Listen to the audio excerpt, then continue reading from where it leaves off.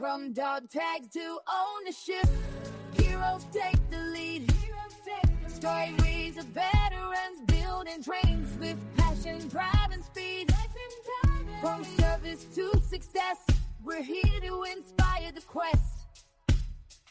Dog tags to ownership, we're the best. Take the pride. Welcome back to DogTags Ownership, the show where we help veterans, military spouses, and military-connected entrepreneurs turn service into ownership. Every week, we bring you conversations with founders, leaders, and innovators, proving the next mission begins after the uniform comes off. Whether you're still serving, transitioning from the military, or already building your business, our mission remains the same, to help you turn your dog tags into ownership. But today marks an exciting new chapter for DogTags Ownership. For the past 2 seasons, we've shared the stories of veteran entrepreneurs from across the country. We've learned from their successes, their failures, and the lessons they've carried from the military into business ownership. But today, we're expanding that mission. This podcast has always been about more than interviews. It's about building a community around veteran entrepreneurship. So beginning with this episode, you'll start seeing some new segments that bring even more value to our audience. Every week, we'll feature a Forces Brands USA Business of the Week, where Matt and I will spotlight an outstanding veteran-owned business, share the founder's story, showcase their product or services, and encourage all of America to support them through the Replace One Challenge. We will also continue bringing you conversations with incredible founders, industry leaders, and innovators who are proving that military service is just the beginning of the mission. Our goal is simple: help veteran entrepreneurs get discovered, help consumers find veteran-owned businesses, and build the strongest veteran business community in America. Because when one veteran-owned business succeeds, our entire community grows stronger. But before we jump into this week's Forces Brands USA Business of the Week, we have an incredible story to share with you from Tony Medrano, a great entrepreneur. So let's get into it. Today, we are extremely excited to introduce our guest to the show, Tony Medrano. Tony is a Navy veteran, a graduate of both Harvard and Stanford, earning a law degree and MBA, a 3-time Ironman and finisher, and a 3-time tech startup founder. His most recent startup is Longevity Plan AI, integrating peptide therapy planning with wearable feedback analytics. Tony, welcome to the podcast, and thank you so much for joining us today to discuss your journey from dog tags to ownership. How are you? Good. Thanks a lot, Julie. Thanks a lot, Matt. I really am enjoying being here. Thank you. Yeah, thank you for coming on our podcast, reaching out. We're really excited to hear about your journey from dog tags to ownership and about your 3 tech startups and what you're doing now. But before we get into all that, could you please tell our listeners and followers a little bit about your military service? Sure. Well, I applied to be in the military when I was in high school. An ROTC scholarship seemed like the only way that I could afford college. This was back in the late 80s during the Reagan build-up years. There were more Naval Academy spots, ROTC scholarships available. This is really before a lot of the GI Bill, the present GI Bill started to take effect. So it was a great program. I was accepted to that program and then applied to colleges and was accepted to Harvard. So luckily I found somebody to pay the bill, and that was good old Uncle Sam. So I'm always a patriot, but I was even more patriotic at that moment. And, I left a blue-collar neighborhood in Los Angeles County. They'd never sent a student out of my high school in 50 years to Harvard. And I don't think any ROTC scholarships before my year either in that 50 years. So it was new. And I guess that's where I learned how to be an entrepreneur, was figuring out how to fund my college experience. It was only maybe the second time I got on a plane was when I got on a plane to go back east to Boston from LA for school. So a lot of new things. I really valued it. I loved the military. I didn't even know Harvard had an ROTC program. They don't actually. We had to take a bus in the snow down to MIT, which was a couple miles down the road, and then that closed down because there were so few students, so we had to take it across the river to Boston University. There weren't too many Harvard folks. The school really is kind of liberal and doesn't really favor it that much. Most of their parents have money, but not mine. What was it like after you graduated from Harvard and you went into the Navy as a surface warfare officer? where was your first duty station, and how was your military experience and your military journey and then your military transition? Yeah, it was. I had a great experience. Because I got my scholarship during the Reagan buildup years. When I graduated in '93, after the Cold War ended, literally, they had a program for us to do other kinds of service for up to 1 year. So what I chose to do to delay my entry into active duty was teach high school in New York City public schools for a year and really give back in a totally different way, but also sort of the same patriotic mindset. I wanted to help underprivileged students in the public schools. It's ironic that I was a firefighter in the Navy on board a ship, but I saw more fires in the school trash cans when I was in New York City. I didn't have a team behind me necessarily to help out. But, it was good leadership training, being 22 and being a school teacher for a year. And in a lot of ways, as a junior officer, that's what you're doing. You have 18-year-old to 25-year-old kids, right out of high school. They need some direction. They need some leadership. And you've got to teach them things and motivate them and help and make sure they succeed, help them win. That helped prepare me. When I started active duty, then a year later, after the school year ended, I went to Newport, Rhode Island for surface warfare officers training. I think that was about 9 months. Rhode Island was beautiful. A lot of people stopped there for War College and whatnot. It was close to Boston, where I went to undergrad. But, I'm a California person. So I longed for San Diego, which is close to where I grew up and where I live now, and couldn't wait to get stationed on a destroyer out of San Diego. I purposely chose what they said and what turned out to be the hardest junior officer job on the ship, which was to be the damage control assistant and the officer in charge of all the firefighting, all the welders, all the repair crew, damage control. It was emergency response 24/7 and very hands-on, physical job. But I had fun. I grew up kind of doing some of that stuff, more so than most Harvard grads. And I liked the difference. I wanted to get a real Navy experience out of it, not a Pentagon junior officer carrying papers experience. So jumped on a ship, was in charge of a division of welders and damage controlmen and about 30 people, and did really well. We had a lot of fun, and nobody died or got seriously injured in my 2-year tour. I was really proud of that. That was on my mind 24/7. And a lot of people don't realize that in the Navy, the ships often go out to sea for weeks or months at a time, and you're on them and you work around the clock. Sometimes 6 hours on, 6 hours off. Sleeping's hard. And then in your downtime, it's not like you can sleep most of the time. You have your paperwork to do and your general administration. You're not just standing watch with binoculars on the bridge like some people envision. Or for me, it was mostly in an engineering plant, watching dials and power plants, making sure the engines were running all the time while the guys up top were driving it to make sure we didn't hit anything. So I had a lot of independence and learned a lot of hands-on engineering and some welding and some repair, and just had a wonderful adventure for 2 years. Drove through the Panama Canal back when it was owned by us, saw the South America on both sides, the Atlantic and the Pacific, and then went up to Everett, Washington, up by Seattle. Got to see that for a few months before I got out, and then went on to grad school because I knew I wanted to be a business person, liked entrepreneurial things, and decided to go to Stanford because that was where it was at. You could be an entrepreneur. I was in California. The weather was good. So it sounded like the perfect place for me to start what would then be my entrepreneurial career. A relatively smooth transition. You knew exactly what you wanted to do after the military portion, and a very smooth transition. Were you able to leverage any more benefits from the Navy when you transitioned out, went to Stanford? I didn't. I really focused on the next thing. There were some transition assistance program benefits. For me, however, it was more, I loved my military experience. I put that in a box, still maintain the friends and the leadership guidelines and ethos to this day, but I didn't leverage the benefits. Since then, I've been part of some transition assistance programs helping vets get jobs and look for things because it's confusing. That's really why I went to grad school, is I wanted to be a business person, but I didn't know how business worked. I was a leader, but in a military sense.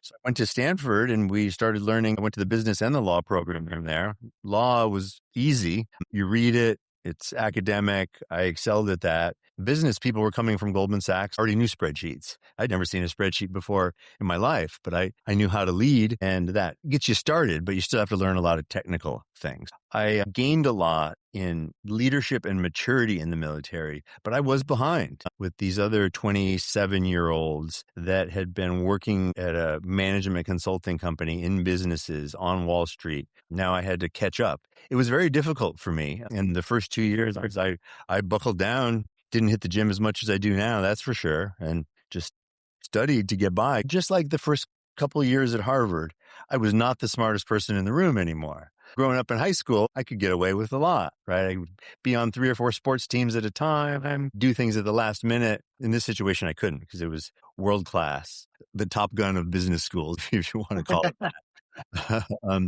I started my first business there out of my dorm room at Stanford with 2 engineers, and it went very well. We raised some money from SoftBank Venture Capital and built a spectacular product that ended up being the foundation for the App Store used by Apple and Samsung and the mobile app ecosystem. And this was back in 1999, long before the smartphone. So the company struggled, but we had the right idea. And we built something of 120 people and more than $20 million in funds raised. And because of my leadership training in the military, is maybe esoteric or hard to pin down as that might be, I was promoted and given the title of president and managed all of the people in the company after a while because even though I was only 28 and it was my first business job, I could figure things out where engineers that had been in civilian life knew engineering and they could certainly code better than I could, but I had to put it together as an entrepreneur. And for me, that was a pivotal moment. And there was no doubt after that point, because that was so exciting. It was a roller coaster of stress and excitement, but here I was learning big things and negotiating, $1 million and $10 million deals right while I was taking a leave from business school. I didn't even graduate yet, that I was hooked on being an entrepreneur and on problem solving. And in a lot of ways, that's what I did in the military as a firefighter. You didn't know what problems were going to be there, but there's going to be problems and you got to figure it out and be prepared for whatever's up next. It could be flooding, could be somebody got hurt in a helicopter crash on deck. You didn't know. But my sleep still suffers a little bit because of it. I'm not a good sleeper. Yeah, every little noise, I think it gives me a little flashback. Julie and I are doing a lot of North and South because I think we've heard a similar theme or story from other veterans. And it's the leadership experience, it's the problem-solving experience that is something that can parallel really well during that transition into the civilian sector. Like you said, spreadsheets, some of those things didn't have a whole lot of experience with, but you know how to take care of people, lead people in difficult situations. And that is one of those transferable skills, I think, that works so well for veterans. And the rest we can learn. I think that's maybe one of the takeaways.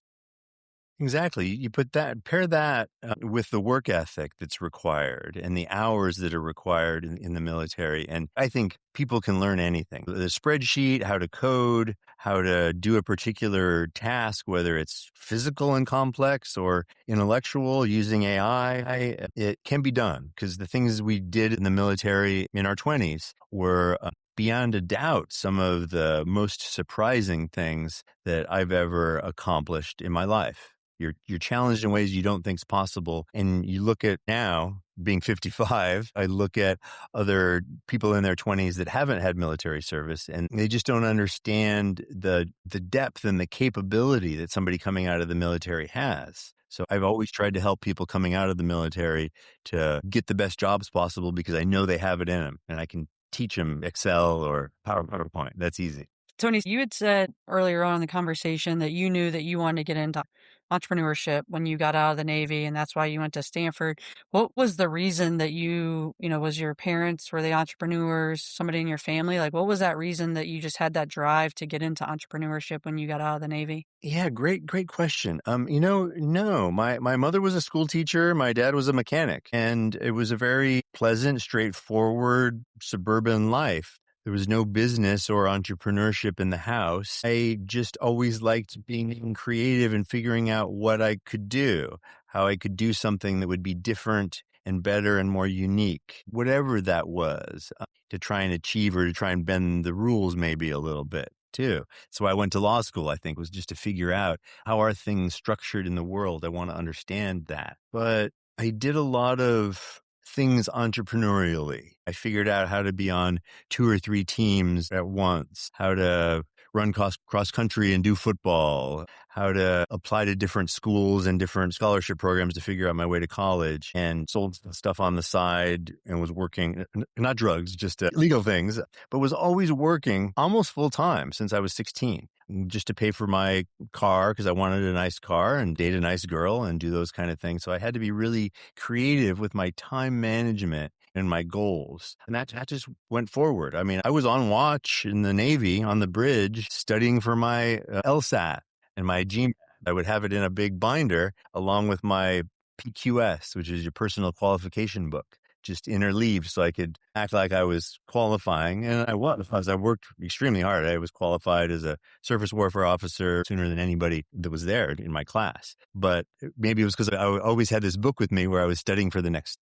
So for me, I looked at it like, hey, I know I want to have fun here, go to business school, learn about business. And then from there, I thought I wanted to be an investment banker because they made a lot of money and it seemed interesting. So I did interview and got a job there my first summer after business school, after a summer before that at a law firm, which I thought was great also. But right before my investment banking internship was supposed to start during my second summer, the 3 of us at Stanford started this business. We had a prototype of a mobile app and a system that went with it. And we went to Sand Hill Road to raise some venture capital. And they told us, go out and find some customers that are Fortune 500 companies and get them to sign a contract. And I said, well, what in the world is that like? But we figured it out from scratch with no parents giving us advice. Back to your question about why Stanford. Stanford, right in the middle of Silicon Valley, everybody was doing that. And it was the first generation of people doing that in the 90s. But still, you could learn so much from your friends and recent graduates and alums and just the community. You could sit at Starbucks and practically ask somebody about that, where you can't in the rest of the world. So it's always one piece of advice I got from a fellow Harvard grad who's now actually Undersecretary of Defense. He always said, when in doubt, just go there. Go to, the epicenter of where it is, and you'll figure things out there better. You'll learn where to go, where to be, and be closer.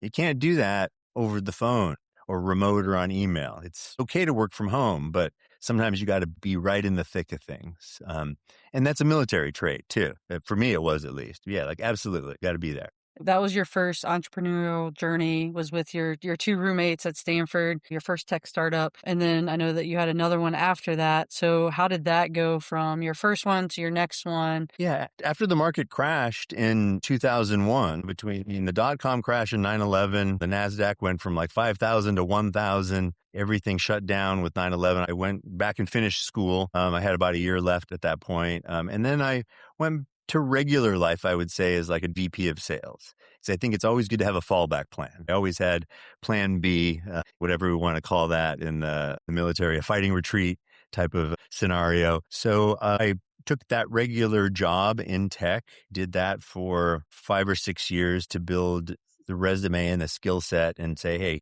here's my profession. I can be a sales leader at a tech company. Let me sort of work my way up again to be a president founder of a company with a little more maturity.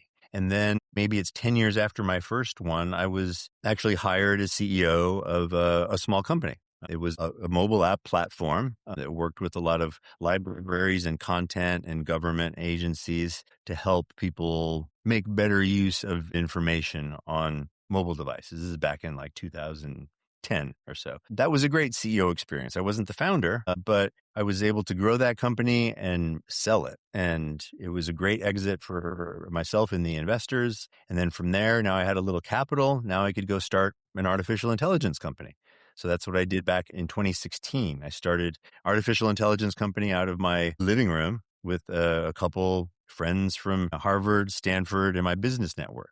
In 2016, we were doing conversational AI for businesses, and people thought we were crazy. We were focusing on chat conversations, and people said, why are you doing chat? That's a small market. Chat's never going to be big. And we gutted it out for 3 years and finally ran out of money and had to close it down. And then, a year later, Chat GPT is the talk of the world. Everybody thinks Chat is it's always been there. So with both of those companies, I called it way too early. And just like with anything else, timing is everything, right? You can be in the right place, but if you're not at the right time, doesn't matter. It's not the right place. So sort of lost all the money I made in my previous role, which is another, I think, military way to look at things is you just get up and dust yourself off and value the experience and you move on. I was never one for glamorous life. I liked experiences, and sometimes getting stepped on the chest and having somebody run over you is an experience. But that artificial intelligence experience then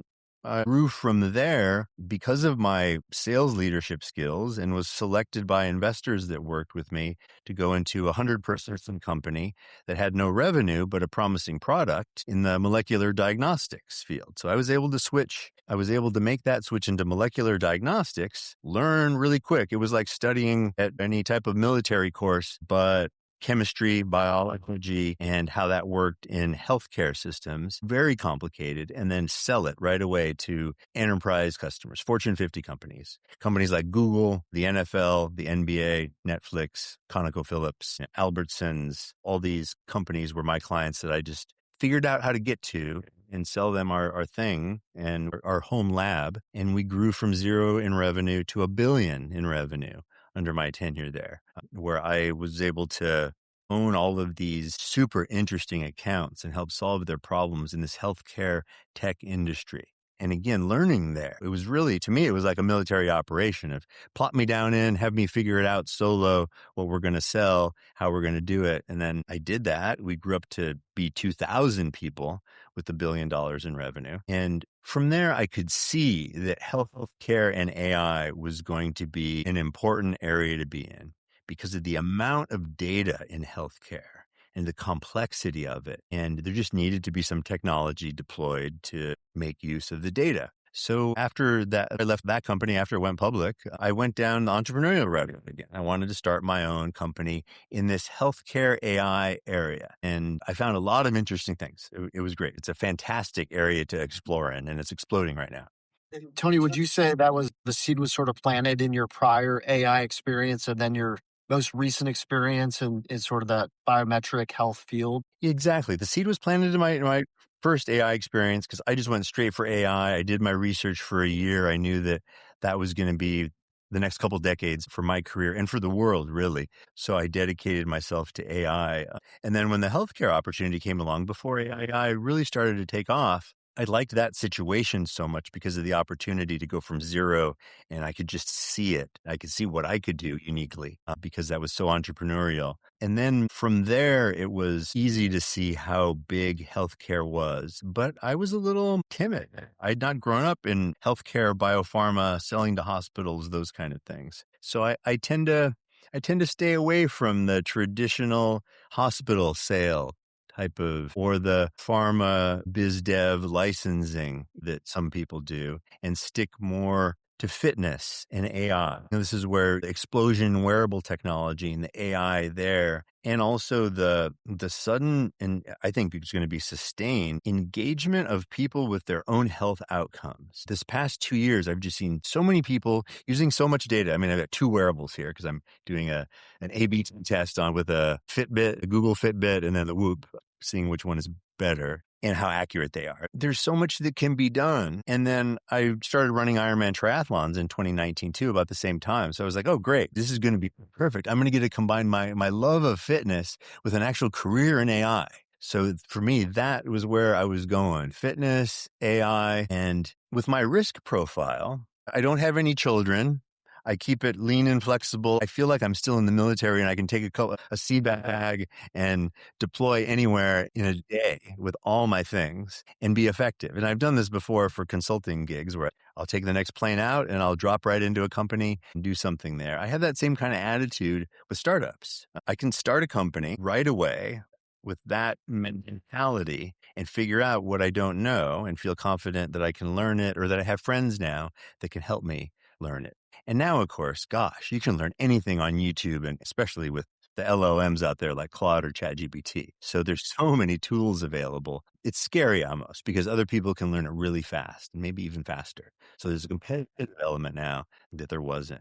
Tony, I guess, with your getting into the triathlons and doing those, and you briefly touched on it, but I know you didn't found the company for yourself, but was it also to help you in your personal journey and doing triathlons and then to further help other people with that? Is that what Longevity AI is for and why it's out there? And what all do you offer with Longevity AI? Yeah, great question. So it is in some ways to help myself. What I saw is a need in the market where people over 40, executives, busy family people wanted to be in better shape for near-term reasons and also wanted to do it the right way for longevity reasons and long-term healthcare. So it wasn't a quick fix atmosphere anymore. There was a huge upsurge in data available to make that interesting for people. They were engaged with their health and they wanted to change and do things. And then I had some expertise. I mean, I did my first triathlon when I was 48. I wasn't a super athlete during my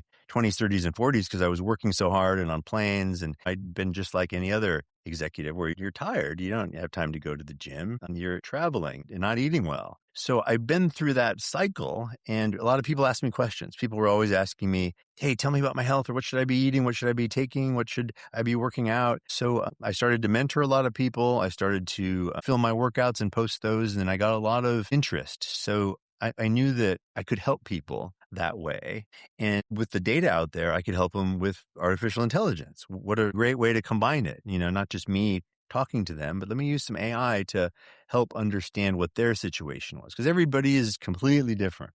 Their lab reports will say different things, their health, their diet, their sleep, all of those things that are now getting tracked on a wearable, but then also what kind of supplements they're taking, what their goals are. And we incorporated peptide therapy into that because it's being used by sophisticated athletes, celebrities, executives to achieve certain goals. And it's not like a steroid. It's not something that makes you huge. It's something that there are about 7,000 peptides in the human body that they've discovered. About 150 of them have been derived for use. We offer about 50 of them on our website, Longevity Plan, for specific reasons. Some repair injuries. The first peptide I tried was because of a torn meniscus that I suffered in the military 30 years ago. And it had been ache and pain after running. Sometimes in the heat, it would swell up and it was just getting worse with age. I was able to make it through my first Ironman triathlon, 140 miles with that, but didn't feel great after. So I was introduced to BPC 157, a peptide even Joe Rogan has talked about and credited with helping fix his elbow, that it similarly fixed up my knee in a couple weeks. Amazing. With no drug-like risks or side effects. Just straight up a little teeny injection in the knee or in the fat around my stomach a couple times a week. And I was like, whoa, what is this? This is great. This is natural, sort of. It's certainly not a steroid that's going to have all kinds of side effects, and it's not a drug that I have to worry about the risks. So I learned more. I like geeking out on the science. I learned some more about that, and I had inflammation. I was hit by a car while I was cycling, training for my first Ironman. Separated my right shoulder completely, 3rd-degree separation. And inflammation, injuries were all over the place. So I started repairing myself with peptides and learning along the way that there were some things that helped my skin and my hair, helped me lose some weight. 13 weeks ago, I was 40 pounds heavier than I am now. I mean, now I'm back in Ironman shape again at 180. I was up to 220 because of my knee injury, because of being in the off season. I usually run about 200. Now I'm as light as I was during military service because of the peptides and the motivation for training and the cellular optimization that all feel natural and maintain muscle. And I think my biological age is now 28. I've been able to go back in time almost. So all that's come together to really help my triathlon. That's very cool. In the back of my mind, I'm thinking about the Army doctors anyways. Maybe the Navy doctors were the same, but you went in with any type of injury and you always left with like Motrin or ibuprofen, like 90% of the time. So it's neat to know that there's other options out there. There's so many options now, and it's great with the internet and with AI to be able to research those options and then recommend to your doctor, right? I'm not a doctor, and everybody should see their own doctor and only put something in your body upon a doctor's recommendation. But you certainly can come to them with ideas and suggest things because they don't know everything. They're depending on AI now more to do research, and military doctors are the perfect example. They're in a situation where anything could, they have to diagnose or react to battle wounds and maybe cancer and maybe child family injuries, all kinds of mental health issues. Perfect use case for AI enabled information to get to the practitioner. But I think Gen Zers, I know, really own their own health. They do their own research and they look and they ask a lot of questions about it. They're just because they're used to it. They're used to having the world's knowledge at their fingertips. I think their view of healthcare makes it very preventative, very personalized, and it is the future. And I'm really impressed with the way things are going at that level. I have high hopes for our future of health optimization and fitness optimization as opposed to sick care, only treating injury with ibuprofen, because nobody's going to blame the doctor if he just does the basic thing. It's harder to do things that are unique and optimization related in the medical. Tony, now that you have this new company and you just launched the website in June for Longevity AI, and then you had 2 previous companies, what would be a piece of advice that you would give to one of our listeners or followers who want to get into entrepreneurship that you've learned over your journey in entrepreneurship? Find mentors that have done something or are doing something that you want to do and work for them for free. Take out their trash, learn from in any way possible, and listen to them. And then go do your homework. Treat it like you're training for a deployment. We all know how that is. You train, you repeat, you get better and stronger. You learn things from people that are senior to you and even people that are junior to you that have a technical skill. So you can be prepared for it because it's not easy. And the same type of contingency planning too. Things aren't always going to work out. It's not like a classroom necessarily.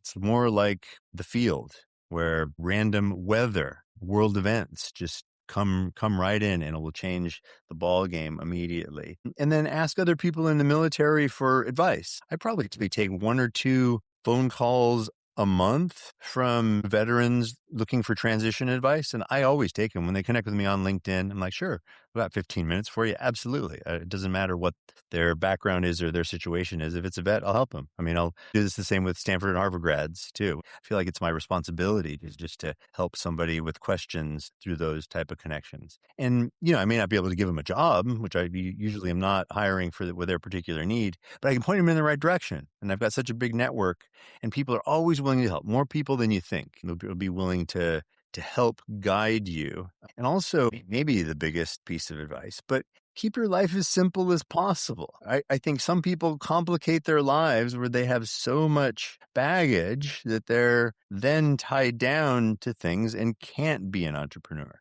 Because to be an entrepreneur, you got to be ready to lose. It's not steady. The paychecks aren't always there. It's painful. You might not come home at night or for many nights in a row. It's like being deployed and not being able to call your spouse. We didn't even have cell phones when I was in, but you got to treat it like that. So it's going to have an effect on your relationships and the expectations and things. And if you have 8 kids and 5 dogs, because that's what you built up in your military years, you might want to rethink being an entrepreneur unless you're, have a dog or a kid business. Then maybe it's great, but it's going to be hard to be a tech entrepreneur with that kind of time requirements and that kind of noise around the house. Tony, is there anything that we did not ask you today that you would like to tell our listeners and followers before we get to our last 2 questions? I would say for any of the listeners and followers, please reach out to me. My name's Tony Medrano, and you can find me on LinkedIn. There might be other Tony Medranos, but I'm wearing triathlon gear, easy to see. And you can always reach me there and just connect with me and DM and say, I heard you on this podcast and I'll help you out, whatever I can. Awesome.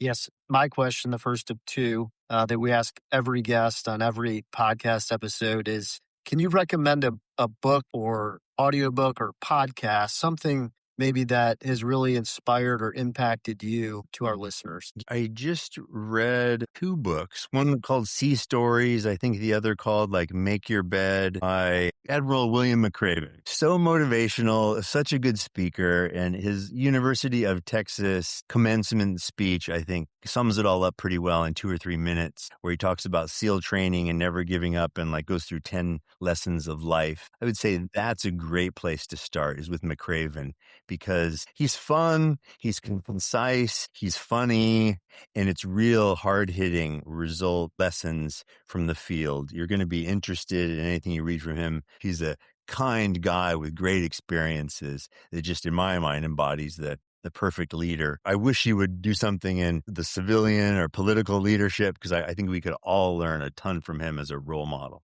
Yeah. Well, that's going to be a incredible segue for Yeah, that's Julie a into great the second segue. question. So before I get to that question, another good book by him is Wisdom from the Bullfrog.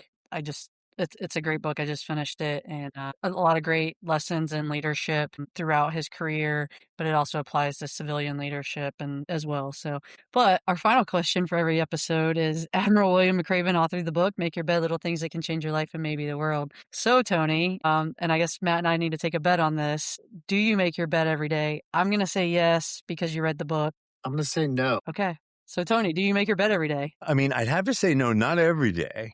Yes.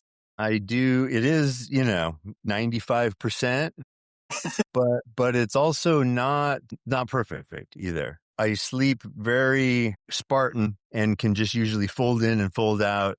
So I kind of leave it in a way that is easy. This may be from my firefighting experience. I can easily get in, get out any time of day. It's not crisp like McRaven would want, and 100% either. It's good. But it's certainly not messy. I would not have thought that there was. You seem like a fairly meticulous person, and all of your experiences in the Navy and through school and obviously your professional and entrepreneurial journey. But Tony, thanks so much for coming on our podcast. It's been great. Your story is super motivational. You've a pretty incredible list of accolades, but you seem like a super humble guy and someone that's just easy to talk to. And thanks for sharing your advice with our listeners and your story. I think it'll have a big impact. So thanks again. Yeah, thank you, Matt. Thank you, Julie. It was a pleasure being here. It's so fun to chat with some fellow veterans and just laugh. As we discussed at the top of the show, we will be highlighting veteran-owned businesses every week with the Forces Brands USA Business of the Week. Each week, we'll spotlight a veteran-owned business that deserves your attention, share the founder's story, highlight their products or services, and challenge all of America to support them through the Replace One Challenge. This week's featured business is Exray, founded by Marine veteran Mike Nafe. One of the biggest challenges veteran entrepreneurs face isn't creating an incredible business. It's getting discovered. There are thousands of amazing veteran-owned companies across America, but too many people simply don't know they exist. That's why we launched Forces Brands USA, to make it easier for Americans to find, support, and buy from veteran-owned businesses. We're proud to recognize Mike Knopf and Exray as our second business of the week. Mike isn't just building apparel, he's building a movement. Through Exray, he's creating high-quality gear that proudly represents the military, veteran, and American communities, with proving that purpose and business belong together. Every purchase is more than a shirt or hat.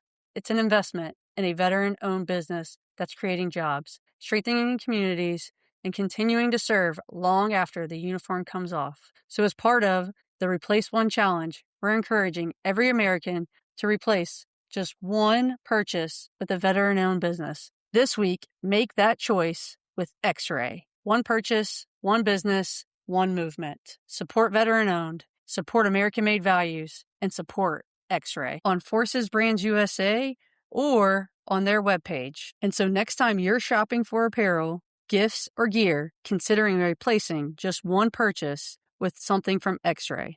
That's all we're asking. One purchase, one veteran-owned business, one decision that helps strengthen Americans' veteran entrepreneur community. And imagine if one American replaced just one purchase every month with a veteran-owned company, the collective impact would be incredible. So congratulations to you, Mike, and the entire Exray team in being recognized as this week's Forces Brands USA Business of the Week. For 250 years, Americans have answered the call to serve. This July, answer a different call.